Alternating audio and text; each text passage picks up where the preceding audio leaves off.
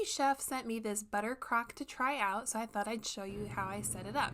So when you get it, there's like the lid part that is where you actually keep the butter, but that's what's going to be upside down in this crock here that has a water line, which is going to become important later.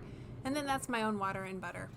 So in the directions it said to really put the butter into the crock kind of tightly. They said to smash it in with a spatula or something to get rid of any air bubbles. So I sped this up a little bit. It's at 2x speed, but you can see I'm putting the butter in there and trying to just smush it down as much as I can so that there aren't any air bubbles, which could maybe create problems later. I don't know.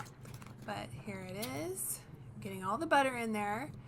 And then the next step is going to be to put this whole thing into that crock next to it, which is super cute, upside down. But first you've got to fill up that crock with water into that line that's there for the water line, and then you just put it in. Oh, I spilled a little bit of water.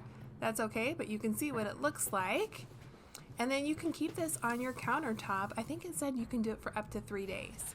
After a while, I decided to try it out. I'd had it out for a while and I wanted to have some toast. So I took the butter thing out. This is what it looks like, kind of like the same as it did before, even though it's been sitting there for a while. And that water makes a seal that keeps it from being in contact with the air, which is, I think, what keeps it fresh longer. And I just kind of scraped a little bit of butter off the top to put onto the toast. It spreads really nicely. This is a great find.